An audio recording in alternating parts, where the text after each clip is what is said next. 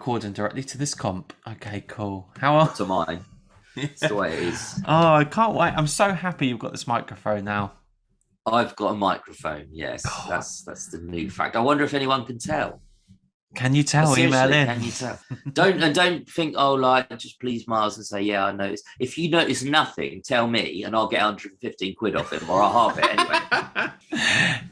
We had to sort of find a time which worked for Gary today because he was having some crisps delivered to his flat and he didn't want that to interrupt the recording. I needed to go out afterwards, so I had to wait in. It wasn't just crisps. I think there was some... you were getting wine as well, weren't you? Body shower. Oh, no, I got wine from the shop. And do you buy in bulk?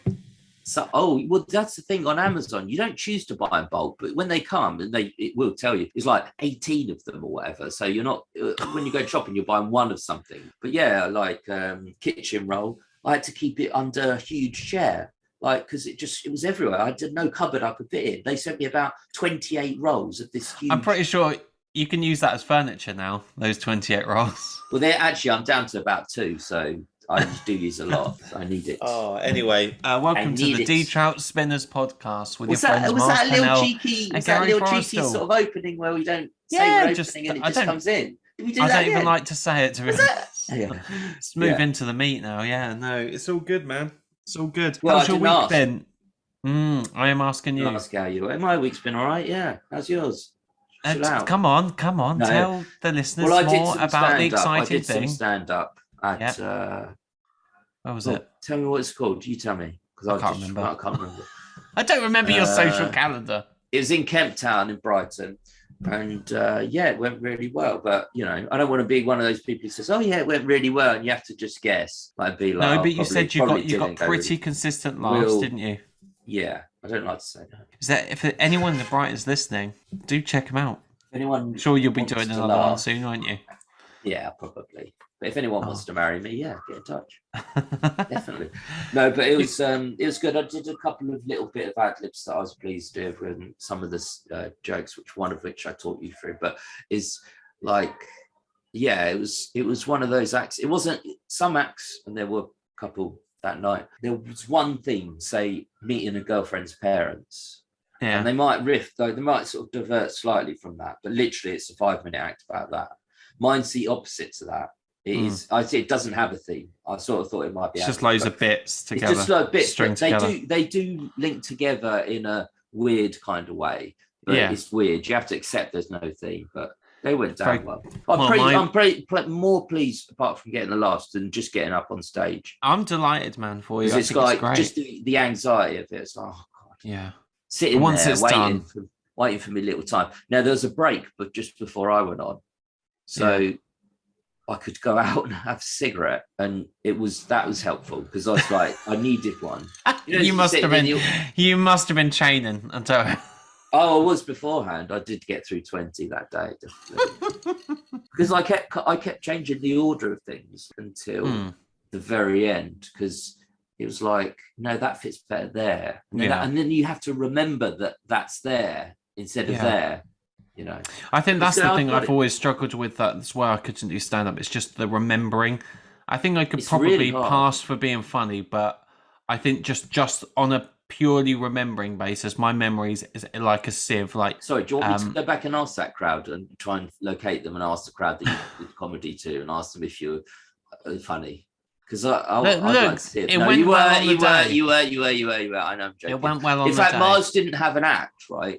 And that's bravery. He got up on stage anyway. He was funny, like, because he interacted with the audience and stuff. It was funny. But you admit you didn't have an act. You did, but you were funny anyway. Like, it was funny, kind of watching you. But I think they respected my bravery more than my humour. No, but they laughed. They laughed as well. I'm okay with that. I think I do come across quite well in person. But it is just such a. It's kind of, I mean, that is the sort of way of comedy, isn't it? Because it's the desperation of wanting to be liked and loved by a bunch of people who don't know or care about you. But it's like, imagine that, but you had to look, see if everyone's where they were swiping at you, right in front of you. They're just swiping in front of you. Yeah. So like, they don't like it. Yeah. And the laugh is like, swipe right. Oh, he's interested. But people are interested. Unfortunately, no talent scouts in the audience. Yeah. And they may not have spotted me anyway. No, but both of them enjoyed it, didn't they? Oh, yeah. Ooh, see, that's why Mars is so funny. See that there? Evidence. Oh, mate. My week's been very different to yours. I didn't ask, but go on. I will continue. How's your week been, mate? Cheers.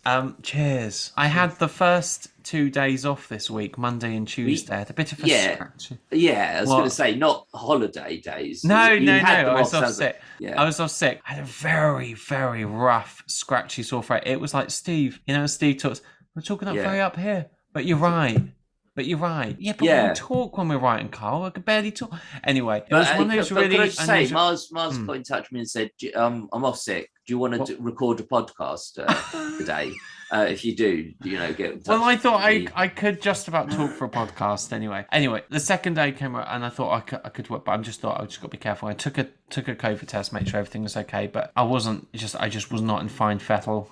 And at work, we are very much like Karl and Steve and Ricky, where they go,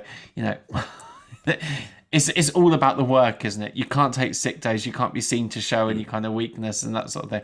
And my colleague was just like, yeah. All right. We had this meeting. We did it when I came back. He's like, yeah. How was your sick days? Just going back to bed now, are you? Oh, fuck's sake! Like you got to explain to someone that you're actually ill, but it's you're legally required to listen to them because you're at work, so you've got to do your work. But it's that really unusual. Okay. It's a very sort of masculine trait, isn't it? To That's all right. Just that comment. Like we've been talking about work the whole time, and then literally right at the end, he just mentioned it, and it was like he wasn't paying attention at all to any of the things I said before. He was just like, "Oh, you can get back to bed now, are you, mate?" So it's after you'd said a lot of stuff for the meeting. It's like, it's a bit insulting. Yeah. I think another thing that was a bit insulting. I'll tell you what. This week, my friend today or yesterday said, "Do you want to come out for a roast dinner? We've just had someone drop out, and we need space to fill. Do you want to join us for a roast dinner?" And I said, "We should put that in some writing or something. That's funny. I like that." And I said, "Thank you for the offer. I'm actually recording." I didn't know what else to say, so I just left it. I left it there, and then my friend texted me. My other friend said, "Why didn't you respond? Why didn't you come?" I was like, I'm not going to just fill in for someone. I'm not a sub. And can you imagine, like, you're going to be sitting there enjoying your roast potatoes, and the whole time they're going to be looking at you, wishing that you were this other person. I know, yeah. What you don't want in a friendship is to be invited when a slot opens. If you're hearing that phrase, a slot has opened from them a lot, then there's some problems with your friendship. He said, I haven't got enough time to feel offended by this. And I was like, I've got a lot of time. Yeah. I will be offended by this. I think this is worthy of being offended about. So what do you think, listeners? If you were asked to go and to have a roast dinner for a friend that has fallen out and a slot becomes available, would you go? Yeah, I wouldn't personally, just to be the first vote in this, because I'd be at home with Domino's or something, or Papa John's. Well, every day. I don't want to go for a roast. Do you know what I mean? That's good food. It's like healthy. Sort of. Some tender stem broccoli. There's company. I don't like that sort of thing. You know that. No, can't deal with that. Another thing, I was watching. How many bloody things have you got this week? This You've is been the going last on thing. For ages. No, Shall we move on? I'm messing around. This is the last thing. BBC Breakfast. This is just a short thing. It was just the news, and they talked to some factory worker, and it was just like a vox pop to him. He says, "Oh, we've seen the prices, or we've seen the items squozed." Oh, really? That's fantastic anecdote. That's great. You should try and clip it. You find that clip. Find a clip. But he said it's just that thing of just saying it completely deadpanned, completely straight, as if it was a proper word, and it just brings us back to this week's episode, which is. Oh, that's clever. All right. Series 3, episode 11, originally broadcast on 10th of January 2004. The gang are back and they're talking about the mysteries of the universe. Steve talks about how crap James Bond is. Karl talks about elephants with wooden teeth. And Kirsty, the lab assistant's follies. I'll put a link to the original description. I'll put a link to the show in the description. And so you seem to stutter there. Are you all right? I did, yeah. No, I'm just recovering. I'm just being insulting like your friend. And do check out the show before you listen to us, which is now. Hi, welcome back. I wonder if anyone really does that. What are your thoughts? No, it's very good. I like this episode. There's several elements that I like buying a house, Steve buying a house, the Bond films chat, interesting. The Monkey News is one of the, if not probably the best. It's top tier, isn't it? I think it's probably 1 or 2 or 3, but probably one, I'd say. If I had to judge, I know there's recency bias, so I've just listened to it, but I think it's the best. And the rest of the chats, right, I've sort of tuned out a bit in the middle. I've heard it so many times. But there was a lot of chat that wasn't boring. You know, sometimes some episodes it's good, there's some good bits, but they go onto a subject like, think of an example. You may have a roast dinner. Yeah, like we did. But I didn't. But no, they go on to a subject and it's like, okay, that's a bit boring. I can take it or leave that. But this week, generally, there wasn't that chat. And when they went into something randomly, they did it funnily. Like Steve tells a great anecdote about himself. Others are better at telling anecdotes that involve other people. But when it's specifically about him, Steve is the king of them. And he did it really well. And that was funny. The music was good.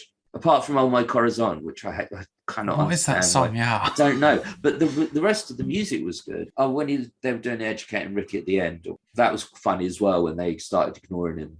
I love that bit. It shows how much better. So, would you say, mate? So, yeah, he's still here. Yeah, he didn't say. But Steve doesn't get it as much. Like he's not as good at doing that because he kind of says that. It's funnier when you don't not acknowledge what Karl's just said. So Ricky's so much better at that than Steve, but.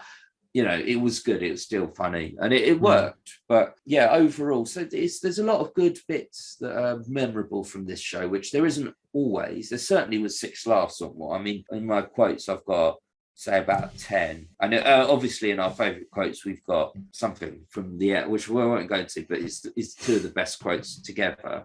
I know what you're going to say. And we can one of us would do one, and then you do them. Yeah, and it would have been a good name for the show as well. Like it's that good a quote. So yeah, it's good. I hope I've got it now. I hope I've got the same as you. I'm trying to think. Yeah, it will be. But yeah, last week's was a bit disappointing because I kind of had in my memory that the end of series 3, including episode 10, were a really good batch of shows. Last week's wasn't bad, but it's episode 11 and next week's 12 that are the really ones I like. Lots of memory. And that'll be our last show of this season, because then we would have finished season 3 and on to greener pastures for series 4. And then we'll be done. And then we'll have to go back to series 1. Well, no, we haven't done that yet. Well, we've got other things to do, obviously. I've got a question about that, which is coming up in XFM in the community, which we do later, where we read your feedback. We've also got your favourite quotes, I should say, at this point. That's all of our bases covered now. What do you make of That's all we've got. Like, usually when a radio show or podcast reads out what they've got to cover, it's like a lot of things. That was just 2 things. It's already quite a long podcast, mate. I edit it every week, I should know. Can I just say about this episode, I also love the Bond bit. I don't know why I enjoy that bit so much. I think it's I do love Bond films, and it's not even a new or an original take on, you know, the Bond pun or the Bond pickup line, but it's just the way it's delivered, and it's so funny. Yeah, it is a new take because it's so in an no, but it's not a new observation. No, it's an ironically old way. Like it's just the way of doing it like that. It's so ridiculous, you know. And they're real quotes. And it was the reason I liked it particularly. It's not because it is funny, but it's so just a natural thing. Like Steve remembered those quotes. It wasn't contrived in any way, and they are funny. Like they were. He remembered some good ones for Ricky to laugh at, and Ricky remembered, you know, a couple, and they were real. And because everyone knows Bond, whether you like Bond or not. You've seen quite a few of them. Oh, Gary, could you? Let's do a bit of a test. Who was the current James Bond? Well, Daniel Craig. Is that the test completed? I thought you could say. Well, it's obviously still Sean Connery, isn't it? Oh, I was gonna. Yeah, okay. Ooh. I asked Bob Holders. Yeah, he did it first. Apparently he did, yeah. I asked listeners if they could tell us their worst Bond lines or puns. Here we go. Can I sit back from this or will I get echoey? I like to sit back when you read. You're okay, you can just relax for this bit, I suppose. Pi Sirit says, he must have found me quite titillating. So obviously, Really? Is that a line? Yeah. Oh God, this is brilliant. So Harry says, "I thought Christmas only comes once a year," and Oh yeah. that is literally one of my worst ones as well. It's I think Christmas Jones. He's called, isn't it? The exactly. She's got a whole yeah. character. I remember I was watching some, God knows why, I was watching some behind the scenes content about, I think it's Tomorrow Never Dies or The World Is Not Enough, one of those films anyway. And she's got this very sort of sexy looking model woman. I can't ever remember her name. And she's a doctor. And she's called Dr. Christmas Jones. And that's literally... And they're like, yeah, but there's a reason. No, there's a reason why. There's a whole joke. It's mad that she's called Christmas. Go, yeah, but there's a reason why she's called that. And then when you get to the end of the film... They would have done it all for that one time. I've never thought of that. Yeah, they did. And then he goes, who thought Christmas only came once a year? Did you hear that? Did you hear that bit of screenwriting? Yeah, brilliant.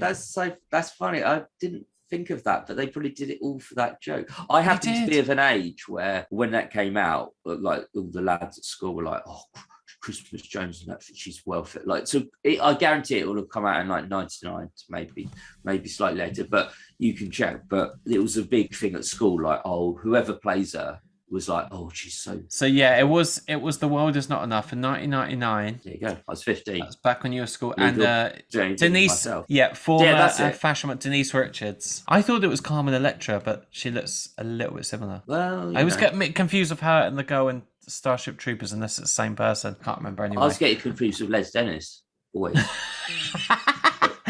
Trek's Little Hand says in line to that. What's he called? Hands down the worst. Trek's Little Hand. Yeah, I always stop the movie before that scene. Jack Cooper, yeah, I'm just a tempting re-entry. Wavy Davy Gravy says your mouth is the right size for me. That is. What? Really? That's from Russia with Love. Who's writing this? They're probably millionaires, we're doing this for nothing. Quite rightly as well, but no, there's also great some Bond quotes that they've done in the past, isn't it? When when Karl does Roger Moore impression. Roger Moore. Series, that's the series 1. Series 1, yeah. Roger Moore. Phil Spears first sucked It's not quite like that. No, I do. I always find that very amusing. Yeah, and it's true, isn't it? Yeah, I'd say for other reasons as well. Read David Mitchell's article in The Guardian from a few months ago about Sean Connery. And it becomes about something else and people proving their worth through hatred of other things. It's a very, very clever article and I can't recommend it enough. I like Daniel Craig, I was a bit gutted when he went. I did like him, but can we say a spoiler? Because I only know the spoiler because I was watching Commode. Oh, no, don't. I don't think we should spoil things. Okay, no. I don't want to spoil things.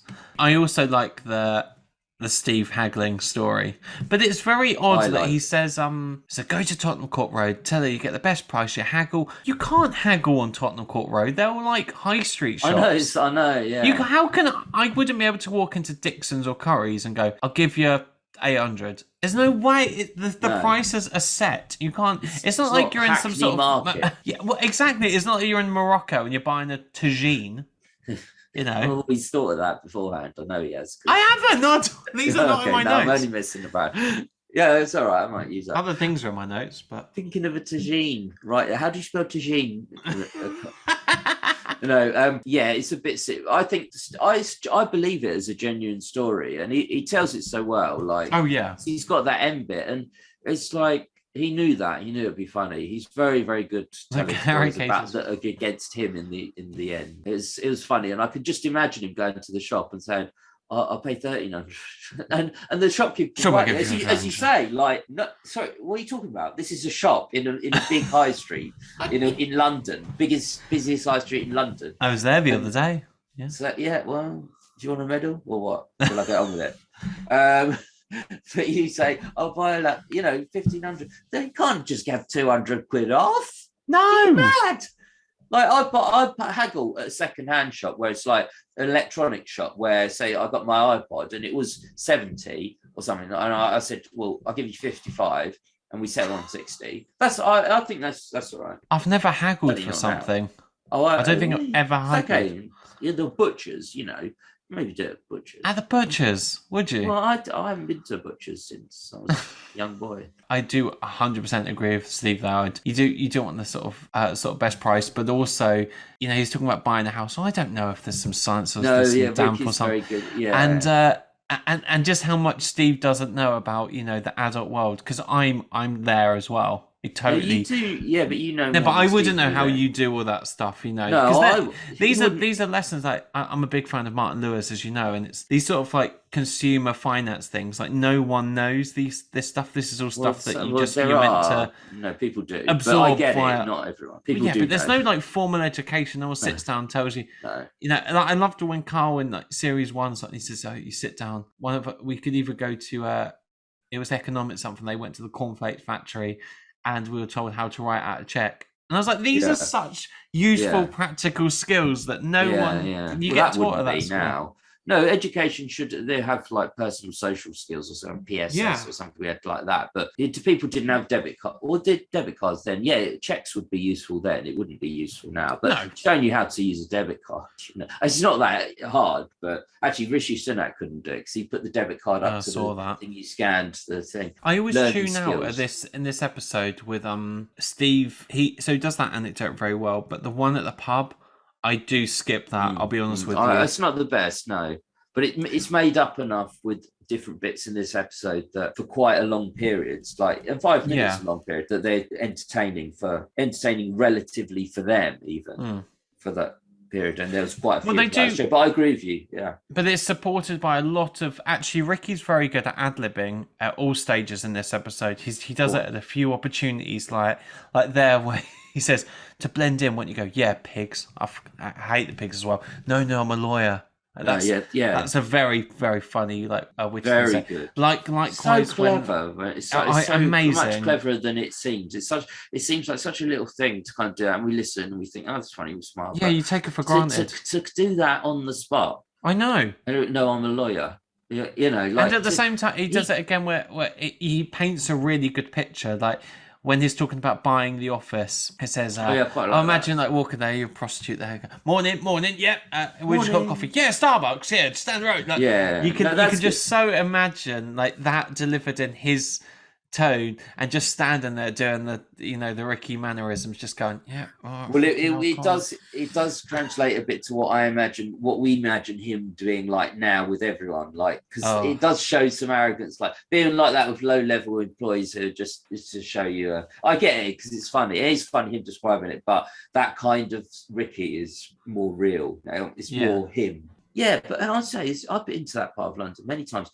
You can't get anywhere around there without a brothel somewhere because it's like he was in basically where you went, Tottenham Court Road. It's that just behind Tottenham Court Road. Well, it's more Soho, isn't it? That is Tottenham Court Road is the upper bound of Soho.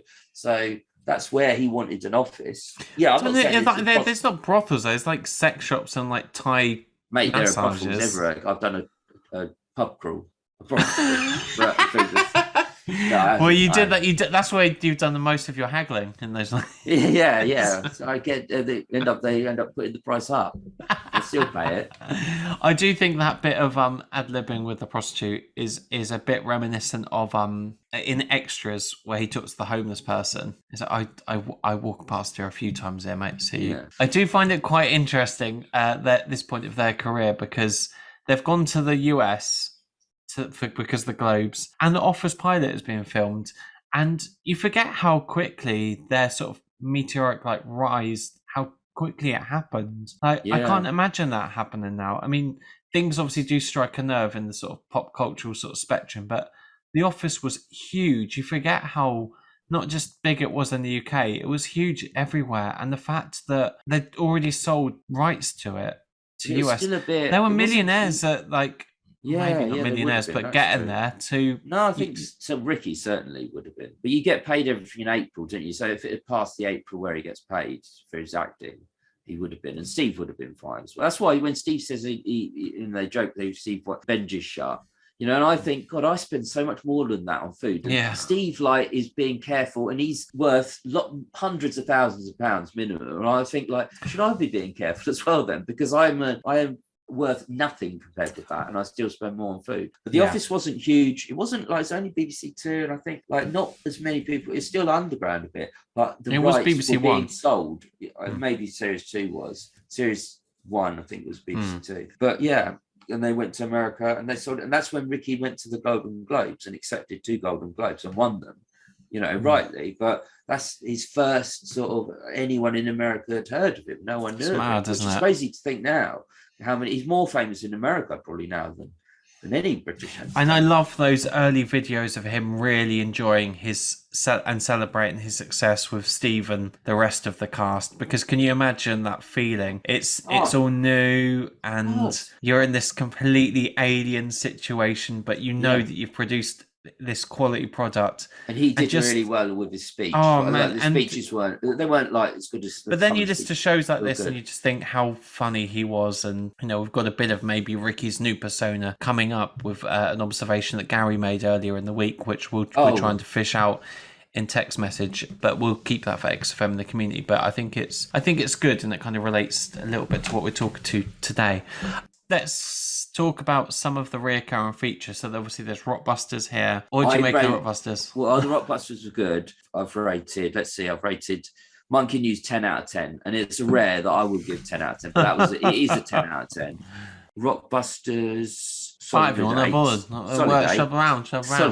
No, it was good. Yeah, I liked it. Educating Ricky, yeah, I like. But yeah, all the features I like. They were good this week. What did you think of Rockbusters then to start? I think Rockbusters is very funny.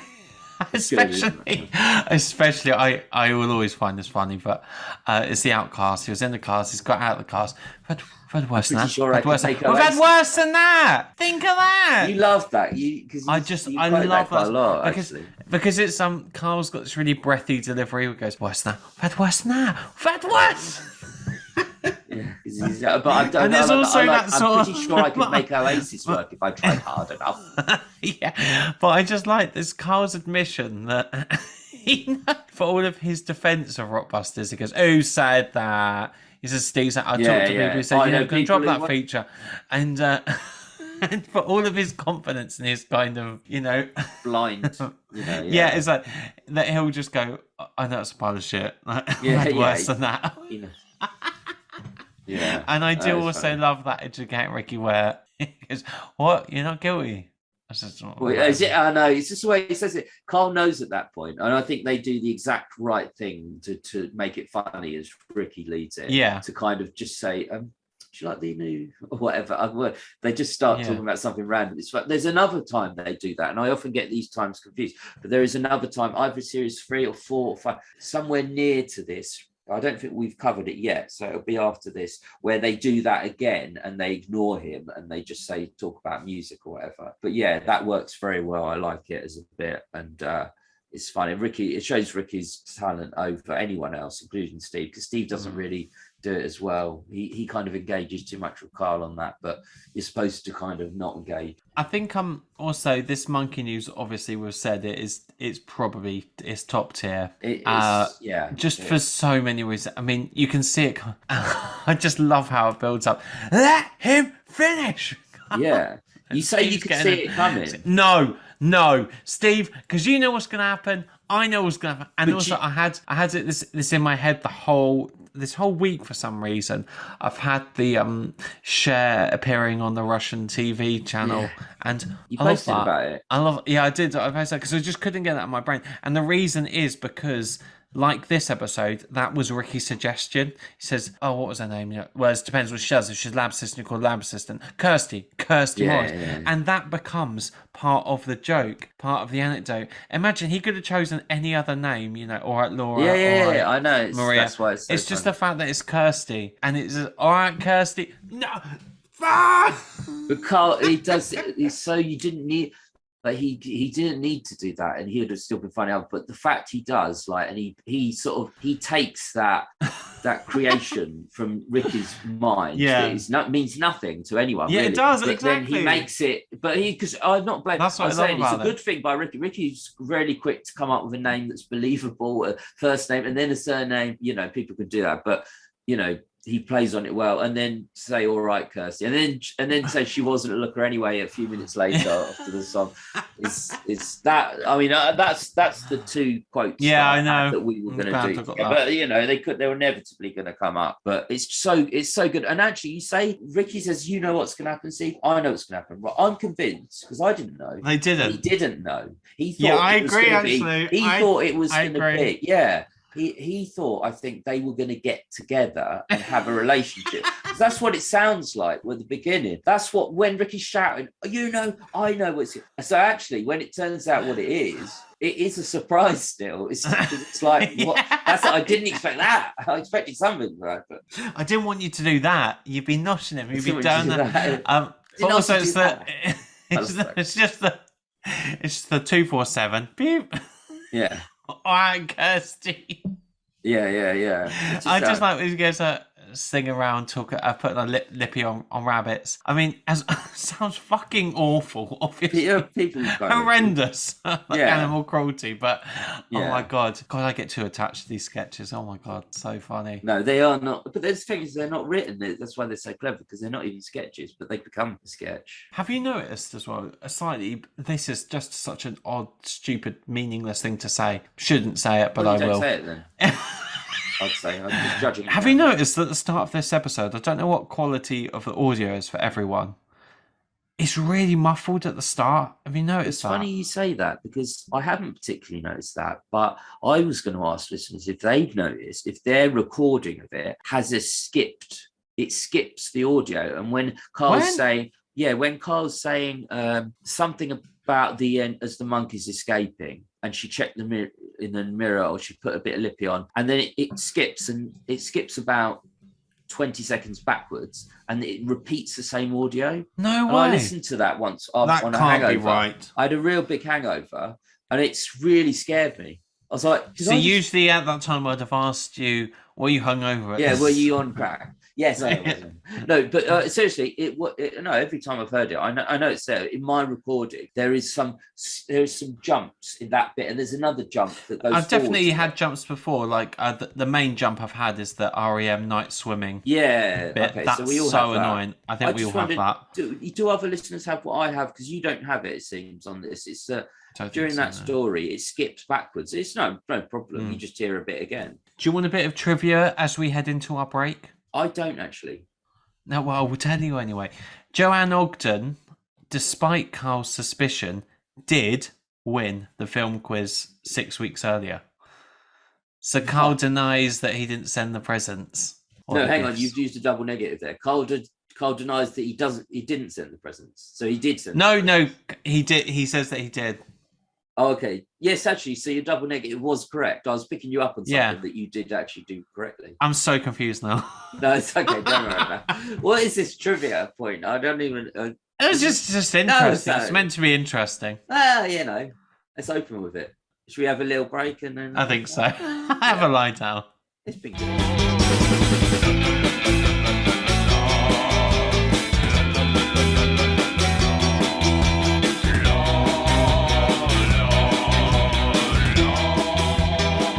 I put some tickets to Amsterdam. For us? No. Imagine you did that without telling me. Can't see your face. Tilt your camera up. Oh, he wants to see my face. I have to. I'm not talking to marry me. I'm not looking at a picture of a shell on your wall. Actually, it's 2 shells. So, okay, sure. Be fair. 2 shells. Yeah, no, I'm doing that. You go to Amsterdam. You're not going... Don't do that, though. What? You know what. Oh, I've everyone I know, it would be worse for you. No, what will happen is I'll go to the red light district and I'll just have a start. Just woke up. Yeah, Starbucks. Yeah. No, that's okay, but prostitution and STDs. But it does tie us to all sex workers good. Get a union. Join a union. Scooby Dooby Doo. Scooby Dooby Doo. Mad enough for that gear, mate. No, it does tie me back to next week's episode, which is our last in this current run of Series 3, which is when they do discuss Anne Frank's diary, because there is the Anne Frank Museum in Amsterdam. Oh, you go. Oh, right. Okay. So I probably won't. Roundabout way, you got back to where we are now. I know. So tangential.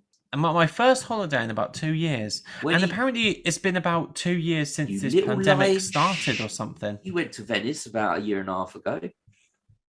Oh, yeah, I did, didn't I? Yeah, well, that's still a long time ago. That was a long time ago. We need to sort our Edinburgh thing out as well, by the way. Yeah, we actually, we do it because we're trying to get former Edinburgh, this sort of show, to be sort of not scripted and just how we're doing it now, but maybe it'll be on one, like if we did a few, like say 3 on the run, one will be about series 1 overall, and then series overall or something like that. So, but no one's interested so far. It's like the best of this, if there was any best of moments. Yeah, it's the bit where we say, where the audio comes in, it goes, and we turn off and it goes, those are bits. You just keep those bits.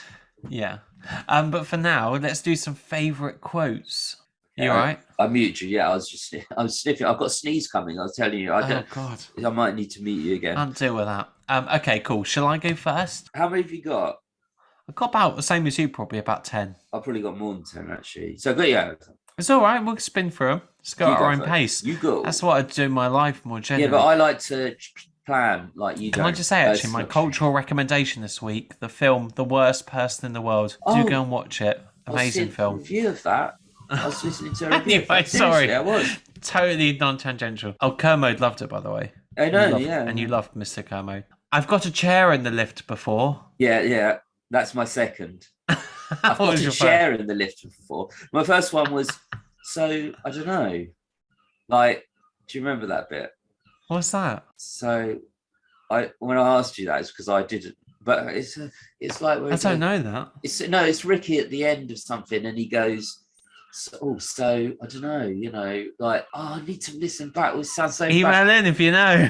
Honestly, email in if you know that. Spinnerspodcast@gmail.com. It was great, whatever it is. The carrot case is free anyway. I said I'd take it. Well, that's, again, you're going through all my greatest hits here that I've got coming up. Literally next to a brothel. I've written it out like that. And that is fun to say, isn't it? Brothel. I mean, Baker's Foy is brilliant, which is... I love that. Yeah. That's who he is. And he's Richard Bacon. He's a good... Oh, yeah. If the audience don't know, he's a presenter. Actually, one of the best things happened to his career was getting caught with some cocaine. He is a kids presenter. He earns far much Blue more Peter. Now. He's bigger now. He's a good guy, really good guy. We invited him onto the show, actually. His agent said he remembered the shows and he'd asked, but I don't think it's going to happen. But I would love to talk to Richard Bacon if you're listening. That was in Mr. Baker's Foils. 1998, we asked him. And so let's see what happens with that. What race? I don't know. Yeah, what race? I don't know. That's another bit of ad-libbing I wanted to mention in the first half. What rate? That's what everyone would say in that moment. Like, no, he just I think a lot captures of people the realism of it. They wouldn't think of the race. Do you know that's another thing that annoys me about? And I don't want to be a bit of Ricky bashing, but he's set on this kind of Shane Meadows kind of wanting to do this kind of realist, sort of gritty Britain thing. He knows how real people talk. He knows he's very observational. So why isn't he using this? Well, he's not in and the drugs actually one. being authentic instead of doing this. There's a lot of authors that write about something that they haven't experienced that's way outside their comfort zone. Like Steve, I'm sure, has never bought guns and things like that. But you do. No, but he knows how people talk. No. But I'm saying my point is going to agree with you. I'm saying you do your research, and you're saying Ricky knows anyway, and he should know. But you do your research. You get someone. There's people there. You can talk to people or people in the industry. You find someone who knows that, and you learn lots. Because you don't know. It's okay that Ricky hasn't bought drugs probably before. It's probably good. No, I know. But that scene with the drugs where it's like, I've got a bag of drugs. Got a bag of drugs. We're doing it again. We make things twice. It's not big. It's just round. Yeah. Get it right. Lost $7,000 on that one. Oh, poor Karl. Need some money. Who said that? Who said? Come on. And this is linked to the one I just did. If it was a flat at Manchester, it could have only been worth about $8,000 anyway. Yeah. He sort of goes quiet. So sarky. But also Karl's sweet naivety buying his first house, which, at the time is 30. I'm 32. I haven't got my own fucking house. No, he bought before 30 because he was 30 then, but he bought in Manchester years earlier. So he bought in his. And he thought he was going to live and die in that. But this might sound terrible, like in terms of I'm not. People do think like that, don't people they? in Manchester and whoa, I can't. Don't go there. No, don't even. Okay, don't. I will keep that in. Just embarrassing. Okay, no. People in certain locations, including everywhere, like people if they born in a town, some people, they do what their grandfathers did and their fathers did. They just live in the same town. No, forever. yeah, of course. Karl, because if Karl hadn't a lot got of people that job, in Ipswich have got married with kids who I went to school with, and they'll probably die. A lot of inbred people are. You know what I mean? It's a small pool you're taking from. Little boy, yeah, but no, baby. No, baby. Yeah, I like that. I do like that one. I like that. Mr. and Mrs. Yeah, those little bits that he adds are worth so much that no one would have from Ricky. I was kind of all those feathers, and he still couldn't fly. What are you talking about? You're Can you imagine like if that happened in like Seven or like a film with like American Psycho? I mean, it probably would happen in American Psycho too much, but Silence of the Lambs. Hannibal Lecter goes, all those fellas, he's still good. Like, or the Shawshank Redemption. That he says this twice, and they're both different each time, but very, very funny.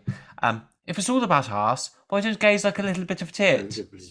You like that, don't you? You reference that a lot. Do you know what? That is actually as offensive and as obscene as that is. Yeah. I sort of get his.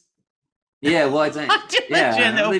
Well, so anyway, let's not get down a technological discussion about that. But I do think... like you always like that bit though, because you mentioned quite a lot about the Christmas special, first part setup, second part's payoff, and Karl recognizes that. Yeah, he did, and I thought that as I watched it live in 2004, it would have been all fine. Yeah, showing your age. Yeah, no, it's not. You don't realise as you're watching the first one. It's only after you've seen the second one you think, oh yeah, that was good, and it's kind of better. Yeah. But Karl's got a great comedic brain. As much as people say, oh no, he does stupid. He doesn't understand what he's saying. Of course, he understands lots of it. There was a couple knocking about, talking about dinosaurs. I love that. There's a couple knocking about. Because that's so... knocking about. It's just... That is not true as well. Like, no. And he must know who gave the dinosaurs the names. He must know that that's a load of shit. Yeah, of course he does. There's no way he can legit think that a caveman coined the term dinosaurs. No. I mean, like, they might have had an expression for them that morphed into... Is that Christmas Jones coming again?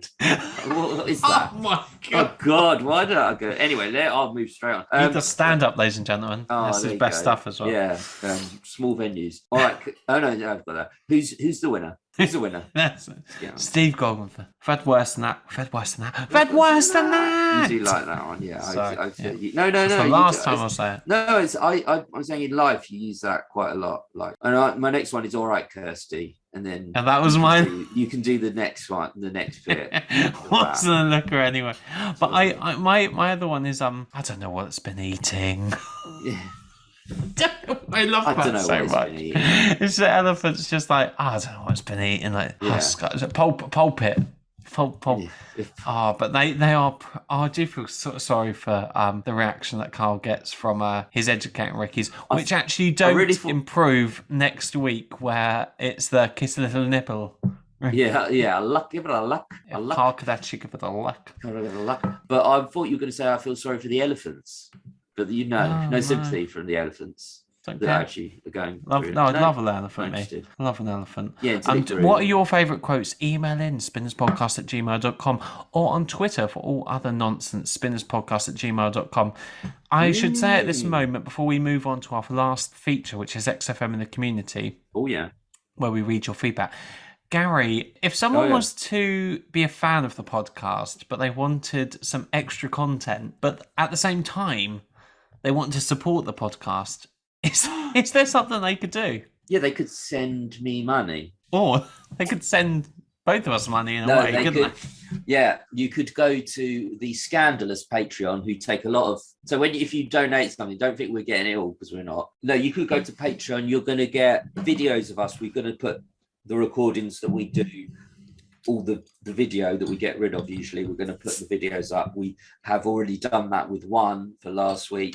We're going to continue to do that, and also the shows delve into different areas. And there'll still be it's around the XFM shows kind of that we touch on them, but it's something, it's totally different.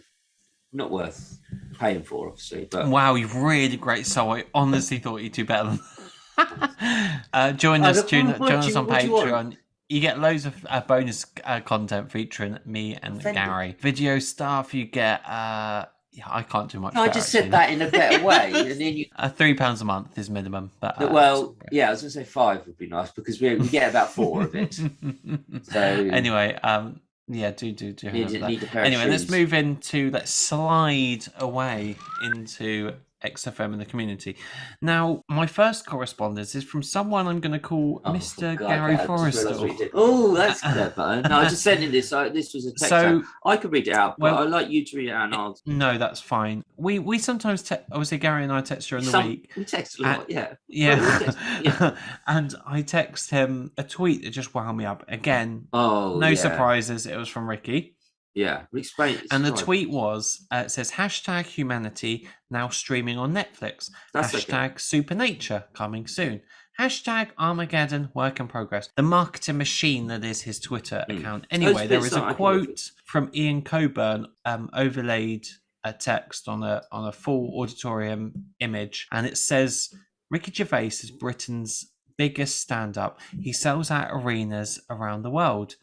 So that was a quote from a critic called with his name. So that's a quote from a critic, and that went on. And Gary, who is another critic, texted me this. I just don't get why the quote's on there. Should I do your voice? No, just do it. Okay. But try I just don't use the intonation, the punctuation. I just don't get why the quote's on there. Not only does everyone know that fact, he knows that everyone knows it, and everyone knows in turn, and he knows that we know it already. I know it already. But seriously, you just don't need the quote. He sells without that. So basically, you could put the quote and probably earn around 25,000 extra, under 0.001% of his worth. And look, genuinely arrogant twat, because it's from yourself, not the reviewer. Or you could forego that £25,000, which you will never get to spend in your entire lifetime, and look a bit more classy. It adds nothing. It's not as the poster where you can put a quote. It's just a tweet. And notice the quote touches on absolutely nothing meaningful, comedically, simply his commercial success. So no comic would do such a thing. Even Michael McIntyre. You know, it would be like, God, this man says what you're thinking more than anyone out there. Or in Frankie Boyle, he says the unconscionable so you don't have to, offers with aggressive grace. Right, just totally made them up. About not 2 of my favourite comics, but you see what I mean. Any comedian with anything, worth anything. Morally, that is not worth anything. Yeah, a quote firstly. But if they had, and it shows that hardly existed, take one that speaks in a way about the comedy, the themes, the style, the absurdity. His comedy is his success. It should be that your success is your comedy. So can you elaborate on your point? Well, no, I don't. I think you've done everything that is to be said. No, but if your success, his comedy is his success. It should be your success is your comedy as a comedian. But his comedy, his big joke, his kind of underlying joke is how successful he is. That is his comedy. It's not very good comedy. And it's kind of arrogant. You can be, if your comedy is your success, you've been a bloody good comedian. So it's kind of just like that. I just wish he wouldn't be so self-congratulatory. It's just so... why do you need to promote yourself? You've got 15 million followers and all this shit about freedom of speech. You are reaching a huge audience. No one is cutting you off. No one is censoring you. You are getting absolutely millions and millions of pounds, and you're not even trying as well. But it's not. You couldn't put a quote on or something. You could put something, but not. If you picked a quote, there must be some people who've reviewed this show, and they must have some quote that's about a substantive thing. Even if we don't agree with it, they must say, "Oh, he's really sharp on cancel culture or something." Just something. Yeah. Even where I don't want to agree with it, but at least you could put that. But no, the quote that he chose was a quote saying how he sells out arenas. And that's become his comedy is the success, and it's not shouldn't be that way around. Well, because it's just a fact. It's just a fact. It's not even like a statement on how successful, how good his comedy is. That is how you judge a comedian. Like you're an aspiring comedian. I think everyone should be judged on your jokes, your comedy and stuff. It's Judged not me about pretty harshly earlier when I went through that Sainsbury's one. Anyway, but no, yeah, totally. Yeah, you should be judged. You should be judged. You're putting yourself out there to be judged. But like, everyone knows that he's the biggest. And even if you don't, you'd say Ricky in the top 5. Like, so we don't need to know your biggest sound, but he's so arrogant. Like, he puts it on. You could put a quote that was really, really sickly, like, saying how brilliant he was, but make it about something comedic that was in your act, something actually about your act. But yeah, for him, it's like, I don't know. No, I agree. Maybe we should deconstruct his tweets every single week and make that a feature. Well, I'm glad I got a feature. I got mentioned on the show. So maybe I'll try and send you a text every week. No, but you read that out well. Curators, thanks. Sorry, I did my best. It's quite hard to read a text, actually, in your conversational tone. Yeah, because I was a bit annoyed as I was reading it. So. It's okay. Let's move on. This is on to actual listeners, so thank you for bearing with us. Wagyu on YouTube says, this is when we asked about listener habits and we did that Twitter poll. I always try and do chronological, then podcasts, then guide tos, then try to find new reactions for the cartoon. So this is someone that watches reaction videos to the cartoon. That's pretty new. So, I don't know anyone that does that, actually. Yeah, like they're very popular now, aren't they? But I saw a couple and they were funny. It's like usually it's either one way or the other around. Watch Americans react to Only Fools and Horses, say, or watch Brits react to Kirsty or whatever. I don't know. Yeah, that'd be good to hear an American react to the XFM shows. That would be. I'd like to hear. Yeah, well, I think this is exactly what they do. Then every cycle, I try to dig up some obscure new thing I've never seen before. Series 0 is a mess though. I'm really hoping we get those filled in by air check downloads, as well as Unheard Series 1 maybe, who were supposed to always have tapes rolling on XFM around this time. They suck up an episode that we already have, but with continuity left in about a month ago on Mixcloud. Now I should explain. Air Check Downloads is a Twitter account and also a community or an individual that is archiving radio content from the late 90s, early noughties, and who allegedly, has all these like backed up recordings, and everyone on the Reddit Ricky Gervais thread is really, really excited about this because there's the possibility that there might be some new content out there somewhere in the ether that might be uploaded to this Mixcloud, and I'll make sure that I post a link to the description. But this is what this fellow Wagyu's talking about. Okay, I didn't know. That's good. That's quite useful to know. I'll send you a link. There isn't that much. If you're talking from Series 1 onwards, I know for a fact that the vast majority of Series 1 is out. The only unknowns could be the beginning, like around... I would like to hear the show just after 9/11 as well, how they handled that, because that's roughly when they started. Those ones have been lost, but there's only about 2 at the beginning that are lost. But Series 0 might have many that are lost. I don't know. I bet there's a lot. And how does this guy come across it? He must have worked at XFM. Yeah, I have... No, he didn't work there. I think it's just... either an enthusiast or he has some sort of software or technology, or it's not that mad really, because this is FM radio. I don't know anyway. Right, I'm surprised no one's done it. Anyway, this is a fantastic email.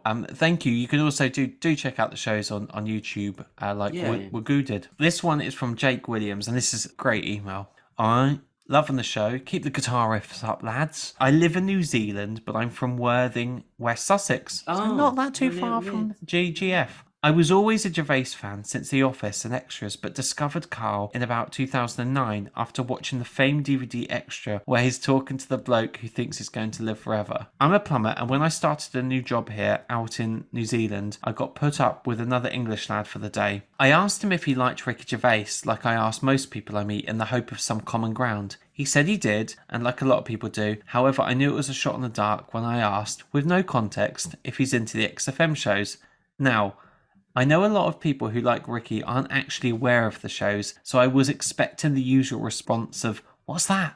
But he stopped what he was doing, looked me in the eye and said, "How did you know I like XFM?"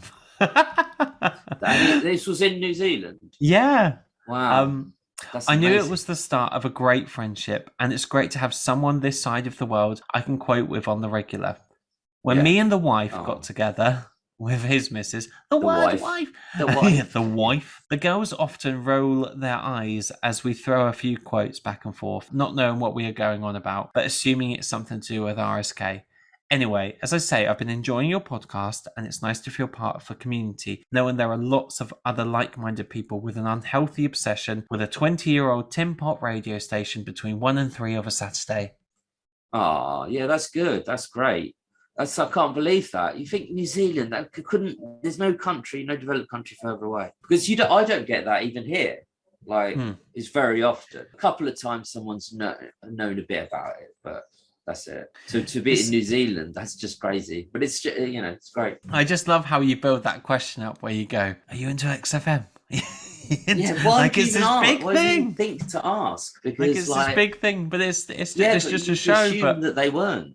I've had a few examples of where I've said, like, are you into XFM? And someone goes, yeah. I go, I'm going to test the water here. Yeah, they're not. How far can I get? They know the podcasts at best. Yeah. They think it's but do you know what, Jake? I'm so happy for you. And it's wonderful that you've met a kindred spirit out there in New Zealand, and I hope that you'll be quoting for years to go. And it really does form, because you just need one hobby or one mutual shared interest that you just sustain a friendship, like what we've done. You need a Start bit more a podcast.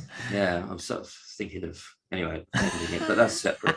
But no, that's lovely, and keep it up. Imagine if you met someone like that and you're like, and you hated each other like in every other way. It'd be so annoying because you still have to be friends with them. But no, lovely. Love it. And this next one, and our last one for the day, is from Harry Steen, who was a regular contributor, has sent us a great correspondence in the past, and is a fireman. Oh, hello. Yes. There's a fire. Dear Miles and Gary, great to hear you haven't tinkered with the show's winning formula by trying to introduce inequality into it. Anyway, for the first time in at least a couple of years, I actually sat down and listened to some of the Ricky Gervais Show podcasts, specifically the guides to Law and Order, The Future, etc. I perhaps overindulged on Series 2 of XFM recently, and so fancied something a little bit different, and something I knew I was less familiar with. Wow, the podcasts just aren't much worse than the XFM shows. They can be borderline unlistenable at times. For example, on XFM, it's hilarious when Ricky swears, shite. Yeah. Because he knows it's a bit naughty, and the radio station will inevitably have to deal with any complaints that may come. On the podcasts, it isn't funny and can be horrible to listen to. Calling Karl a dickhead, a fucking idiot, or a stupid cunt just isn't entertaining and makes both Ricky and Steve fundamentally unlikable in that context. I know that Karl was in on it and probably didn't care, but it makes it a painful listen, which thankfully is never the case with the XFM shows. Definitely. It's because it's naughty, and it's like he's doing it. He never does it outright. So he doesn't say F or C, but even he nearly says C. Do you know? And that's funny to nearly do it, but it's not. As soon as you do it, like it's not funny. It breaks. Good example, and this is a good lesson of creativity. Not that there's any rules of creativity or anything, because I don't agree with that either. But I listened to this podcast called The Business with Kim Masters, and it basically offers like an overview of the film industry on a week-by-week basis. Oh, I might check it out.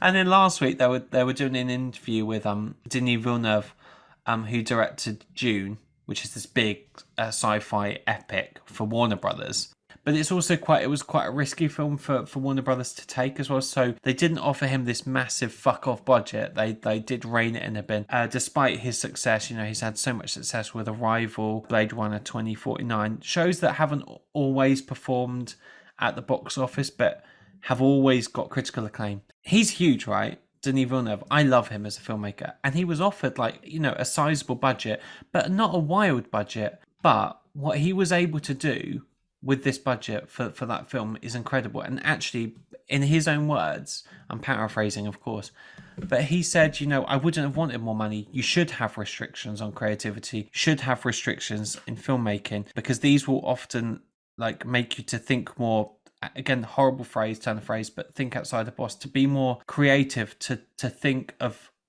solutions that aren't always solved with money. And I think can be related to the podcast in some way. Once he was given complete freedom, and as great as that is to have, you're never tied to anything ever again, you know? No, you need the restrictions. The radio was brilliant because it was live, it was exciting, it was raw, it was pirate in some ways, or at least that's how it started. And he was nobody. As soon as he becomes a somebody, and I mean a proper somebody, and he was back then, it happened very quickly for him. He's very lucky. It's the Golden Globes, really. That's what. Exactly. But then he's got podcast, and he's got complete ownership over that medium. He was like, what they were like, record world breaking for that show. Never needs to earn a penny in his life again. Never needs. So you stop trying after a while, and after a while, the quality will suffer.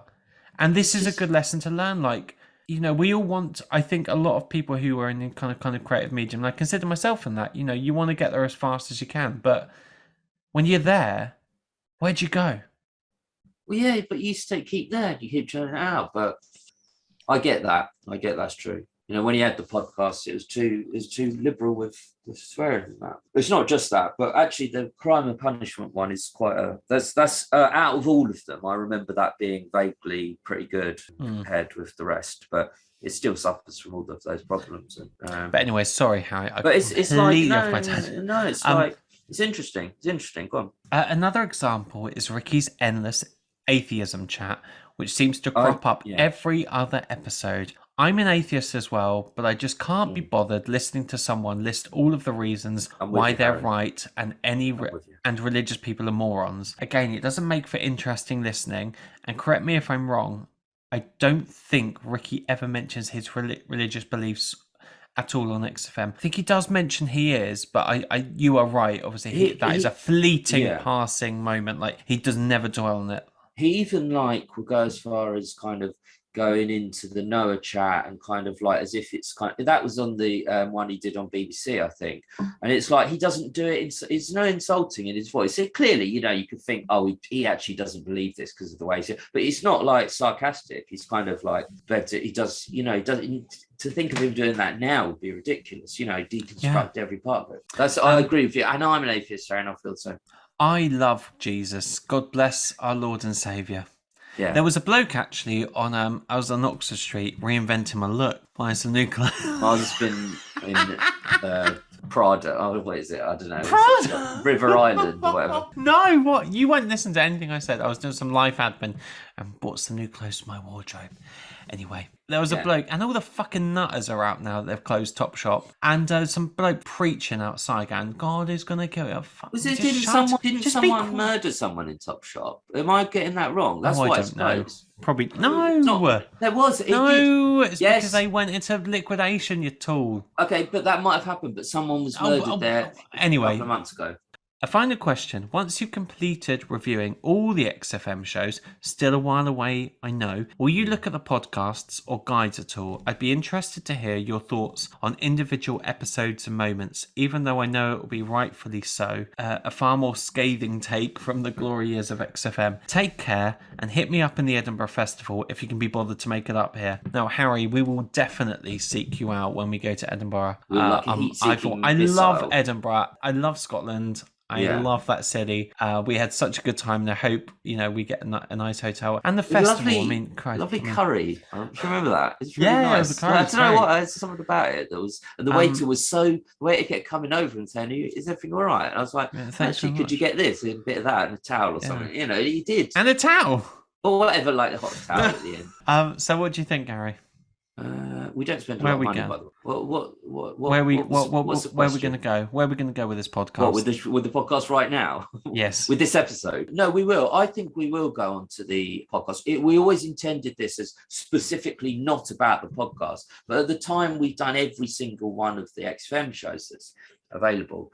Yeah, we probably it would be more scathing take. And I think at that point we've got good credentials, as we didn't get into this to review the podcast. We did it all about the extra, but you know, at some point you get to the end of it. So you kind of have to move on. I just don't want it to be like, if we move on to the podcast, I just don't want it to ever feel too negative or too scary. Because I don't think that's fun, and I don't think that's actually, because I don't feel that that's fun to listen to either. If you're a listener. Yeah, there's some fantastic bits in the podcast. Like the XFM shows are brilliant because they as funny as they are, and I'd say 90% funny, there are some moments that you can sort of take apart, and when you're as obsessive and you've listened as much, you can get quite, nitpickety, and you can like sort of finger your way through these like little moments. But when you're doing the podcasts, I feel I just don't want to be like slagging something off constantly, because I even get bored of myself doing as that. well. Like you can do that, emphasize some good bits, whereas now we emphasize the good bits, but we kind of are acknowledging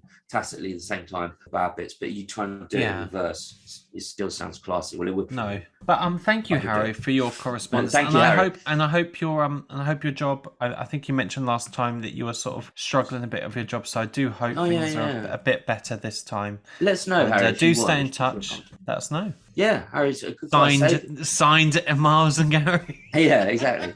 How many lives have you saved? Now, Harry could say that to people and just, sit back. Thanks, everyone, for listening. Thanks, what do you Harry, think of today's show? What did you... Well, I know what you're going to say. I'll say it's quite good. I liked it. Well, a lot of good content, but I would say there's going to be a lot of editing. Oh, God, yeah. We digressed a bit, but I think it's a fun show.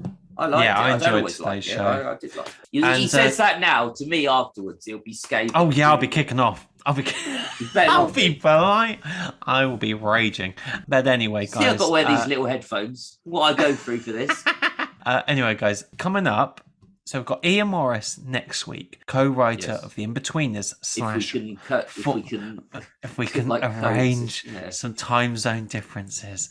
So he's coming up. Do look forward to that. Next up, we've got our final episode of Series 3. So that'll be Series 3 wrapped. Can you bloody believe it? We're going to do Series 4. Yeah. Only in the second. And there's only 6 of them, Yeah, only 6 of them. And then we'll go back to Series 1 from the start, and then we'll be nearly as good as the Cardi B Boys. Yeah, why are you talking in that sort of voice at the moment? I don't know. I just like. No, it's okay. I quite liked it. We're going to do a live stream, like to sort of celebrate the end of Series 3 and to introduce the beginning of Series 4. Exactly. The live stream itself will just be about nonsense, whatever. Just a recap, basically, a review, and the ultimate review.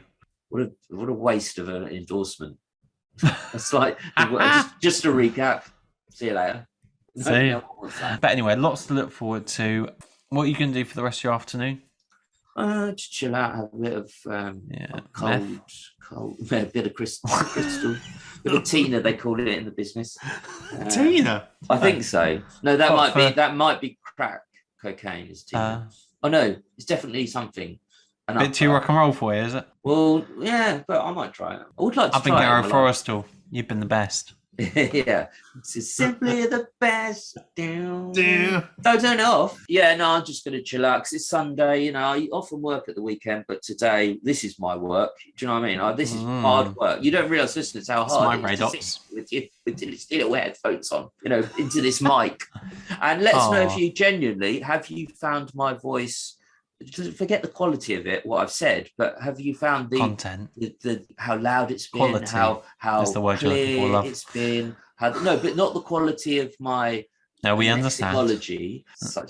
The quality of the lexicology is the name of your next album. That's my autobiography. I think we're tired. We need to. What are you going to do for the rest of the day? I don't know, mate. I'm going to have a glass of wine with the missus. And we're going to... What else are we going to watch? We're going to watch... We've done the Gogglebox. We've done the first dates. How is it going with the wife? It's good, man. Yeah, is it?